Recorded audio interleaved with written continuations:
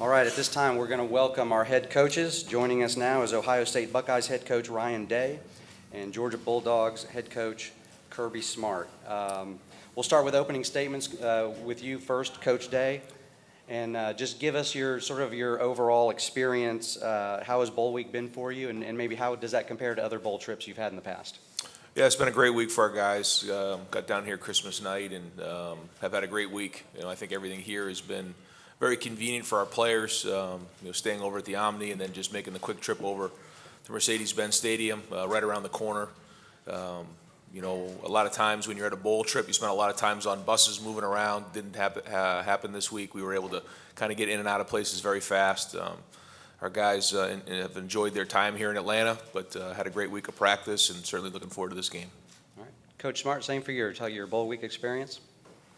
Yeah, it's a tremendous honor to be in this bowl game. I've been a part of this bowl game multiple times as a player and coach. I think Gary Stoken and his staff do a tremendous job. First class in every phase of it. Our players have enjoyed Atlanta, a lot of them from this area. Very convenient, like Ryan said. I can remember bowl games where it's 30-minute rides, 20-minute rides from location to location. You never deal with that here. So the efficiency of things has been tremendous. I think the players have enjoyed some of the events they get to go to. I think that's key from an experience standpoint and, get their mind off the game some as well, especially early in the week. But we've had a good week of practice and excited and ready to go. All right, thank you, coaches. All right, let's get into some questions. Raise your hand. We'll get you a microphone. Please give us your name and affiliation and to whom you're addressing the question. We'll start right here in the front row on the right. Yeah, Brooks Austin, Dogs Daily. It goes to both coaches. The term physicality gets brought up a lot when Big Ten and SEC teams play each other. What does that term mean to you, and what does it mean to the success and the winning of this football game? I think physicality is part of this game, and it's a major part of every football game. I mean, when you look across the board, when you do studies on these semifinals and final playoff games since the playoffs started, physicality at the line of scrimmage has been really critical. And you look across the board, teams that run the ball well tend to win these games. Also, red area third down and explosive plays are indicators. But the line of scrimmage play and physicality, physicality can be a lot of different ways. It can be on the perimeter. It can be on special teams. It can be a lot of different venues, ways of looking at it. And I got a lot of respect for both conferences because when you play in a bowl game, you get to watch the other conference all the way through. You get to see all these teams they play, and you have a lot of respect for the conference that you're playing. They have great physicality in that conference, always have, and we respect that.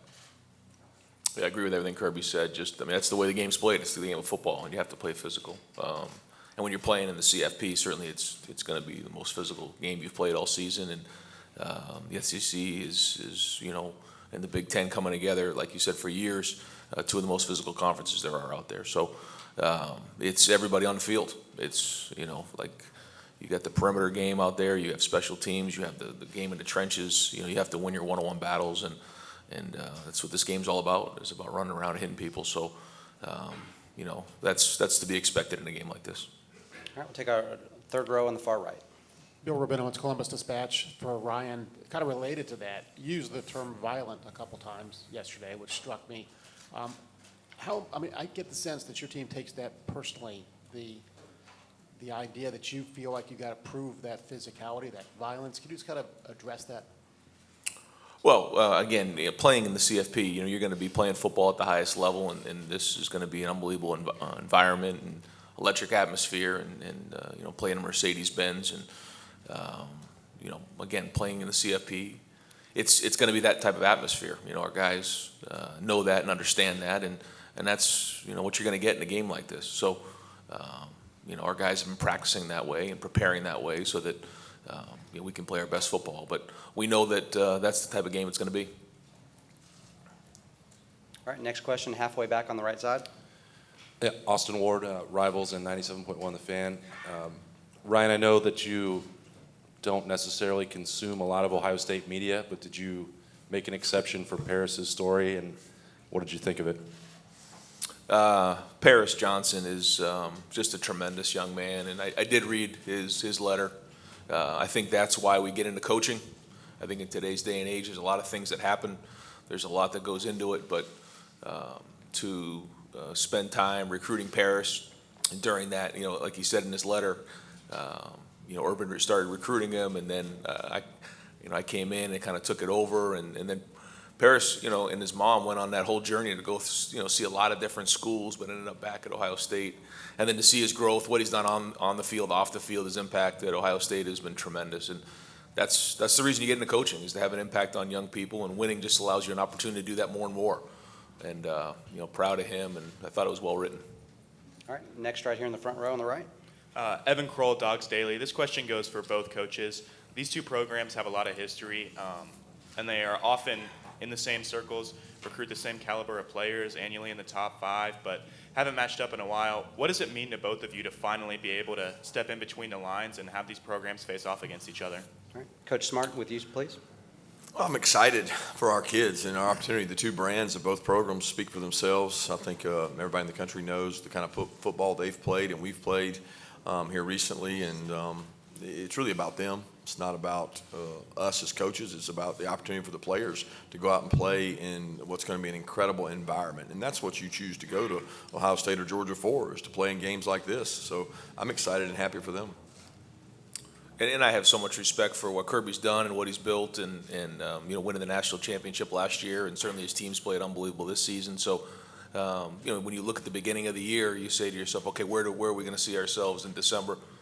And this is the exact situation we saw ourselves in, and we knew that Georgia would be right here, and they do an unbelievable job of recruiting and coaching and playing. So, here we are. All right, next question, all the way back on the left side, please. Yes, Dom Taberry, WBNS TV in Columbus. For both coaches, beginning with you, Coach Day, what concerns you the most with the Georgia defense? On the other side, Coach Smart, what concerns you the most with Ohio State's offense?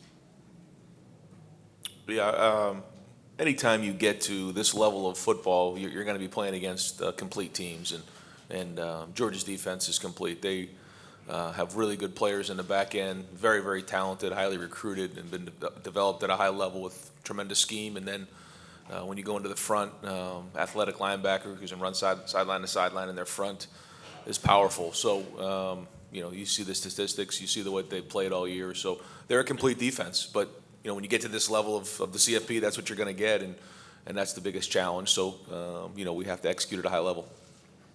All right, next one was over here. Okay, yep, there we go, back here. Yeah, Clay Hall, ABC 6, Fox 28, Football Fever in Columbus. To both coaches, could you talk about the standards and expectations of your respective programs and how you've adjusted to the pressure that's involved with that task? Yeah, there's always been pressure. So I don't know that there's an adjustment to pressure. There's just as much pressure from year 1 to year 7. The expectations don't change. We embrace that. The standards that are created through the players that play there.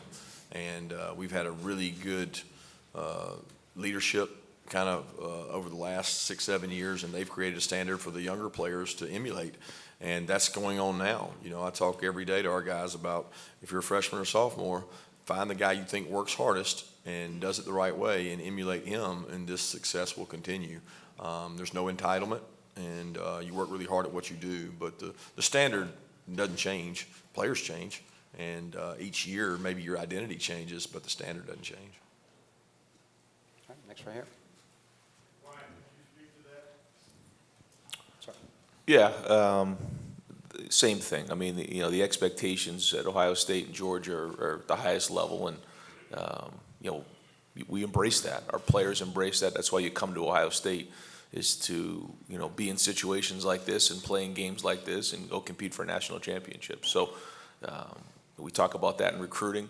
We identify those who look to achieve that and want to be elite, and then like Kirby said, in your team, you build that culture of passing down a legacy to the younger guys so that continues, and that's been going on here for a long time at Ohio State. Okay, third row on the right. Mark Weiser, Athens Banner Herald. Kirby, we saw you and your players doing yoga at the end of practice yesterday. Is that part of your typical game week, and what do you see as the benefit of it? Yeah, we've done that every Thursday the entire season, and we didn't want to change that tradition. The players have embraced it. We've cut practice on Thursday throughout the year to go down on their GPS numbers, and so Carolyn Ward, who her husband's one of our physicians, team physicians, she does the yoga, and the players really like it. It makes them feel better, a little more refreshed. So I think it's important recovery standpoint. All right, over here, fourth row on the right. Joey Kaufman, Columbus Dispatch. Ryan, we saw Mayan back at practice yesterday, and he wasn't feeling well early in the week. How's he look? How's he feeling the day before the game? Yeah, back to practice yesterday, so he'll be ready to go. Here we go. Hey, Allison Mastrangelo, WSB in Atlanta. Kirby, we keep talking about how some of your guys have been here before. So what have you seen from the guys that have kind of been through this playoff run? And maybe we've noticed maybe leadership, characters that you've seen from them this week. Yeah, I think the guys that came into the season as leaders that had played quite a bit, they've been that way throughout. I don't know that it's been any different for the 28 days since our last game. They certainly have a lot of experience, but I don't know that there's an Ohio State player or a Georgia player right now that doesn't have experience that's played in 12 or 13 games. The season is your experience. And coming into this season against Oregon, I would have said we were an inexperienced team, but we have experience now, and so do they. So you draw on those experiences of playing your interconference rivals, and we both teams have done that. All right. Third row on the left here. Doug Lesmerises, Cleveland.com for Ryan. I know you're focused on your game, but there's two Big Ten teams playing in semifinals. That idea, what have you seen from the Big Ten in your time as a head coach in terms of the overall level of play? And what do you think it means for the Big Ten to have both Ohio State and Michigan in semifinals this year? Well, I think it's very important for the conference to have two teams in the CFP. I think the level of play in the Big Ten has improved, over my time as the head coach. Week in and week out, you have to bring it. And the challenge is that you play 9 conference games in the Big Ten. So, there's very good coaches, very good players, the very physical conference. And so, you have to be able to sustain throughout November because of the 9 conference games. And for some teams, they play a non-conference. That's really 10 conference games that you play. And with the physicality of the conference, I think it's deserving to have 2 teams in the CFP. All right, next we'll go front row on the right. Yeah, Brooks Austin with Dogs Daily. It's for both coaches again. You guys are obviously strangers on the field, but you bump heads all the time on the recruiting trail. C.J. Stroud most notably, Kojo Antwi, Damon Wilson as of late. What have you learned about your opponent, I guess, on the trail, and maybe something you admire or have taken from them? All right. Coach Smart? It's a tough question. When you're recruiting against someone, you don't take much from them in terms of style of play or anything else. Respect would be the number one thing that I have for people that we recruit against and play against. You mentioned C.J. Stroud. What a tremendous young man. I was so upset at my assistant when I had to fly all the way to California to go out there. I was like, are you sure we're going to have a chance? And we went out there, and it wasn't my favorite travel trip when I had to go all the way to Cali, but it was worth it when you got to sit down with that young man and his mom because he was very impressive, and he returned that trip to come back and see us. And usually when you get him on your campus, that means you have a shot. And I certainly enjoyed getting to know him and the relationship with him because of the young man he is. But as far as what you learned about the other team and other programs through recruiting, I don't think there's a lot there. All right. Coach Day? I would just say I think Kirby and his staff do a great job of working at it. I think when you have such great players in the state of Georgia, the easy thing to do would be just to assume you're going to get those guys. They don't do that. They work really hard at it. They grind at it. They no stones unturned. So when you're recruiting against Georgia, you got to bring it, and they do a great job of that. All right, all the way back on the left here. I'm Finn with Omni Hotels and Resorts. For many high school students, playing football at a college level is a dream opportunity. What advice would you give to upcoming recruits looking to be recruited by a big program? Coach Smart? Play hard, get seen, It's important that you understand what it takes to play at this level. I wouldn't kid you and tell you that it's going to be all intangibles, because there's a physical nature of these two teams that some high school student athletes aren't blessed with, and they can do everything right, and they may never play at Georgia or Ohio State, but they can play somewhere. And there's enough football out there that everybody has an opportunity if they present themselves the right way and they work hard enough and persist. I mean, nobody thought Stetson Bennett would be where he is today when he was coming out of high school. Coach Day?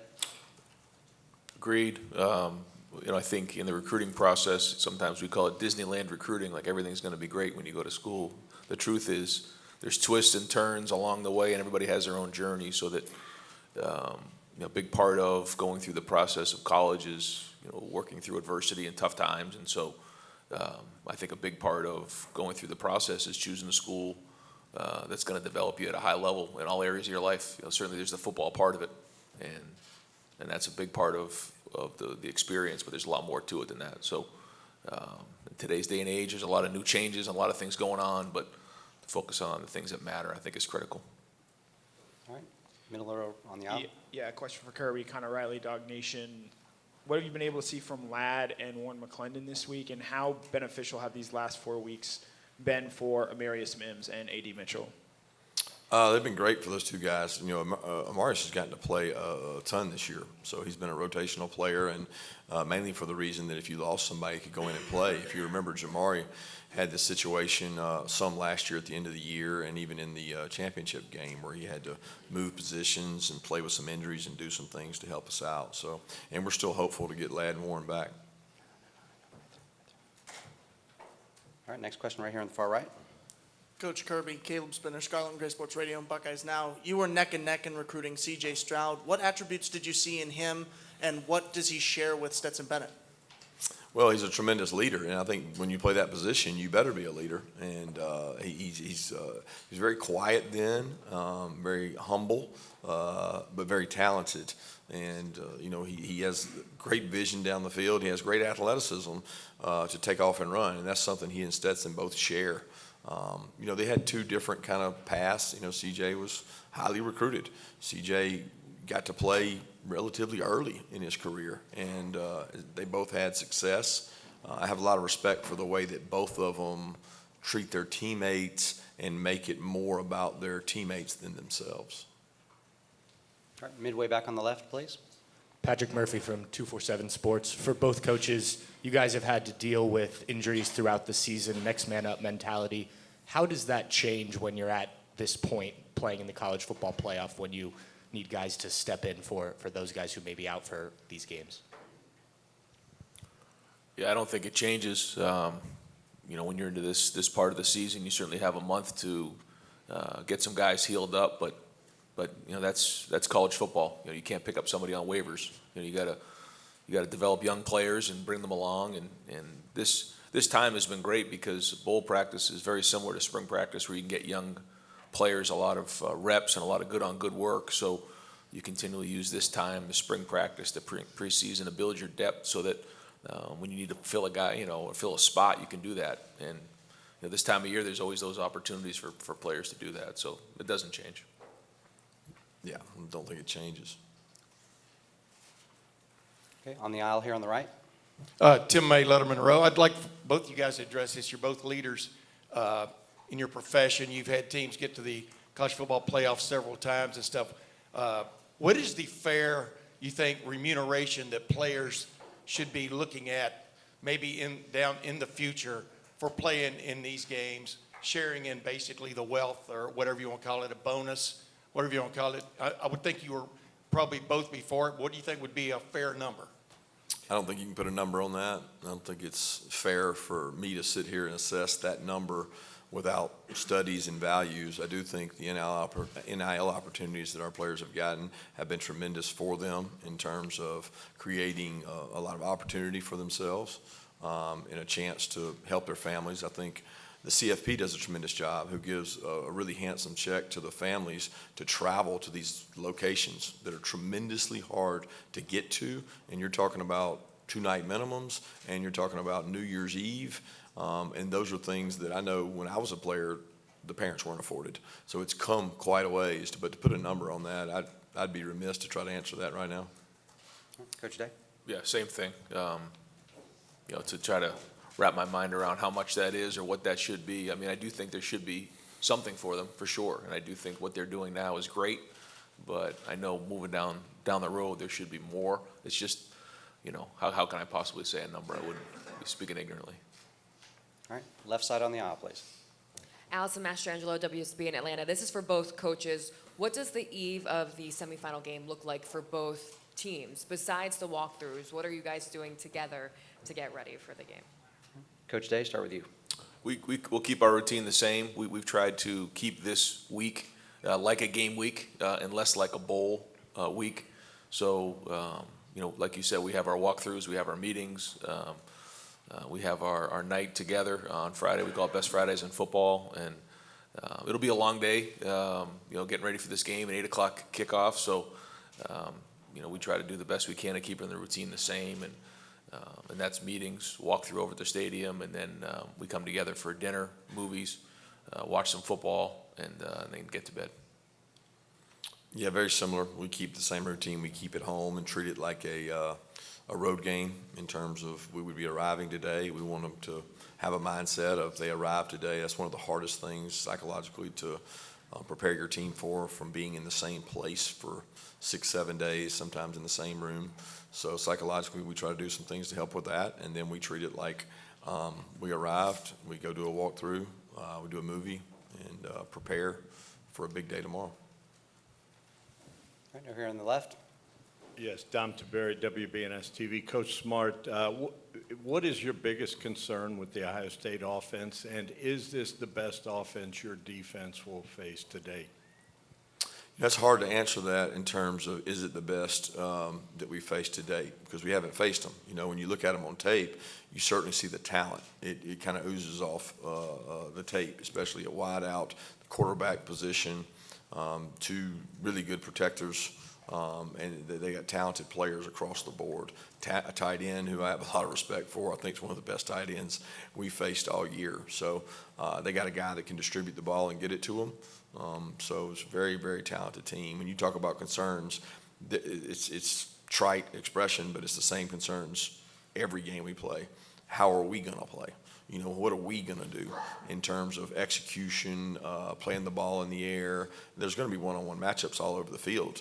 You got to win those one-on-one matchups. And when you're playing Ohio State, you got to be disruptive. You got to affect the quarterback some kind of way, because if you don't, he's very accurate. He's a very accurate passer that knows where he's going with the ball, and when you give him free access with a quarterback like that, they can wear you out. So, but most games come down to the same thing: turnovers, explosive, red area, third downs. I mean, it's what the greatest indicators are of winning.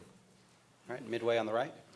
Mike Griffith, AJC Dog Nation. Kirby, last year I asked you and Nick Saban this question at the championship game, Coach Day, if you could answer in the NIL transfer portal area about this model, the disadvantages that you have preparing for a game while maybe other teams are working the portal or recruiting more aggressively. Do you think this is a sustainable model, what you're dealing with right now with the transfer window, as well as the NIL dealings that are taking place for both coaches? Yeah, it's sustainable. I don't think there's any question. Is it sustainable? Because there's nobody that's going to weep and cry for the teams that are playing in the playoff because they're playing in the playoff. There's nobody that feels sorry for us. I mean, we get advertisement galore on ESPN. We get opportunities like this. Our kids get to play in front of the largest viewership. The value you get in that in terms of recruiting or transfer portal, if that's what you choose to do, then you get plenty of time to do that. Everybody has time demands that plays in bowl games, and if you're not playing in a bowl game, you probably got other problems that you're concerned with too. So the model is what it is. I think we can all complain about it and say there's things that I wish were different, but it is what it is, and I don't have the answer or solution that says what's better. I agree with everything Kirby said. The best recruiting is winning. So, I think that's one of the best things about being in this situation is you get all the exposure for recruits and their families to see. You come to Georgia, you come to Ohio State to go play in the CFP. Well, here we are. So, I think when you make decisions on changing things or moving things, the ripple effects don't get recognized for at least a couple years down the road. So early signing day, portal, NIL, all these types of things, you don't see them shake out for a couple years down the road. So I always caution about changing again and keep continually, making all these changes, because it just disrupts how things are being done. So, as we move forward, we have to make sure that we're really smart about the decisions that are made and the changes that we make. All right, third row on the left here, please. Doug Maurice, Cleveland.com, for Ryan and then for Kirby as well. When you have multiple weeks to prepare a game plan in a situation like this, what are the similarities and differences to when you're preparing a game plan in a week's time during the season in terms of getting with your staff and building what you want to do on game day? Yeah, for the bowl structure that we use, we spend the first part of the bowl month working on fundamentals and just good on good, and really don't dive into the game plan until we start to get a little bit closer towards the game, and then try to treat it like a game week. You obviously have more time to look at your opponent and get organized, and look at the things that they do. But then you can also get to the point where you can overdo it. It gets similar to the first game of the season. But at the end of the day, it's going to come down to fundamentals and who's going to play harder, who's going to execute, at the highest level. But we try not to, start the game planning too early, because then, you start to, get too much involved with the scouts, and you don't get good on good work, because it'll come down to fundamentals. Yeah, very similar to Ryan. A lot of it hinges on where Christmas falls and where your bowl game falls, or your playoff game in that situation, because you're going to have a time there that you'd like to get a little break. I think the psychology of the players after 13 games, 14 weeks, you got to be careful. They got to want to play, and I think it's assumed that kids just want to play in bowl games or CFP, and you can wear kids down. They're not professional athletes. They have more burdens on them in terms of academic requirements, and they're younger. So we try to do a good job of filling breaks in with hard work and sell them on the plan from day one and tell them how those 28 days are going to look, and then try to go do it better than the other team does it. All right, midway on the left, please. Maria Martin, 11 Alive here in Atlanta. Kirby, this is for you. When you think about how Stetson has grown and developed within your program, what's the biggest thing that you reflect on and what you're most proud of? The biggest thing that what? That you reflect on and what you're most proud of in his growth and development. I'm most proud of the fact that he was persistent, and he stayed the course and didn't, jump ship when he was 2 or when he was 3. He stayed the course and stayed with us. I mean, I'm very grateful for that persistence and resiliency he showed, and his belief in himself that he showed. Because I don't think any of those qualities had anything to do with myself or Coach Monken or anybody else that was involved in him. They were traits within him that he loved Georgia, and he wanted to prove that he could play at Georgia, and he created his own story by doing that. Okay, middle, right here, third row on the right. Anthony Dasher, UGAsports.com. Coach, another Stetson question. How has his practices been leading, the days and weeks leading up to this game? And as his head coach, what kind of comfort level does it give you, knowing he's been through so much in his career, played in this thing obviously last year? He's been very consistent in his practices. You worry sometimes when guys go off to events and award shows, the walk-on award, the Heisman finalist, and doing all those things. But, they don't affect a guy that's 25 years old probably the same way they do a kid that's 18 or 19. He's very grounded in what he does.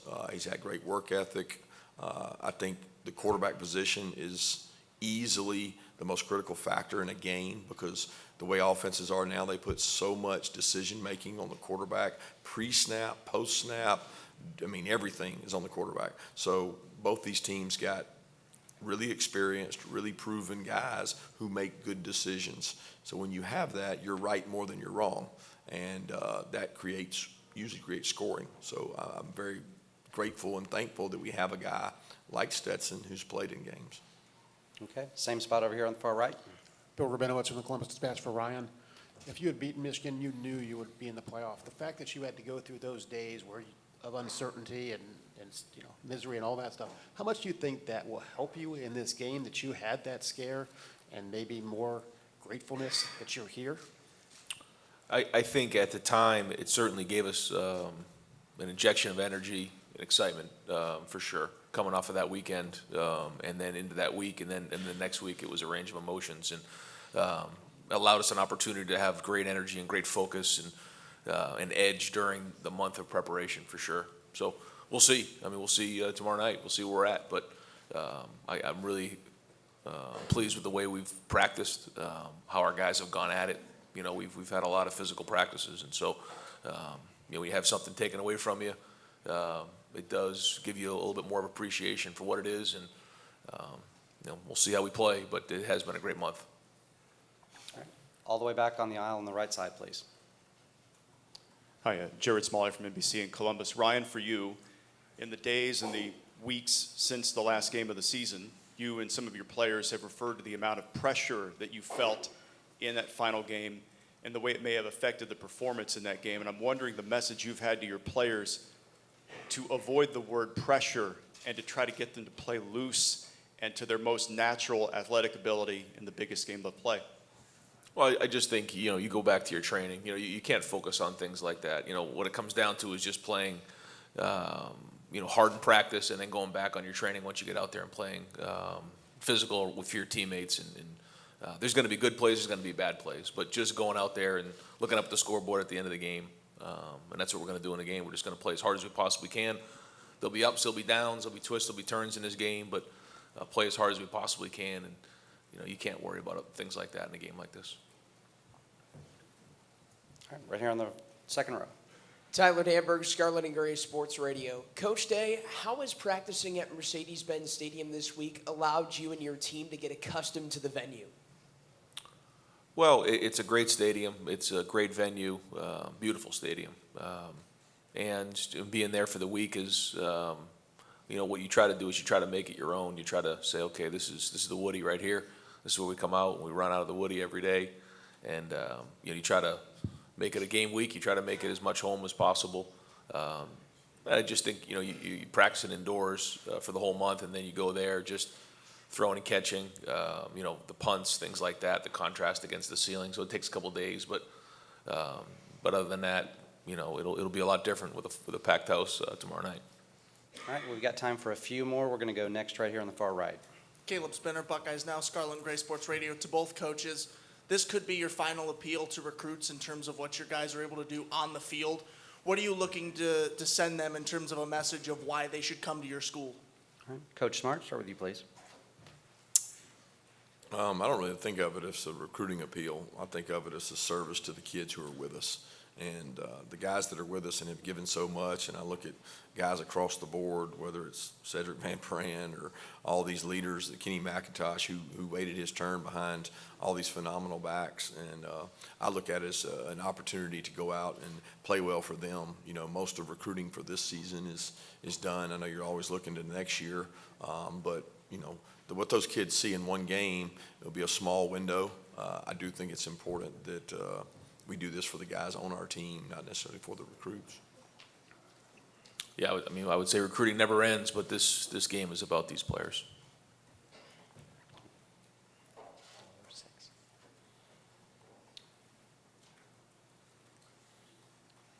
One more.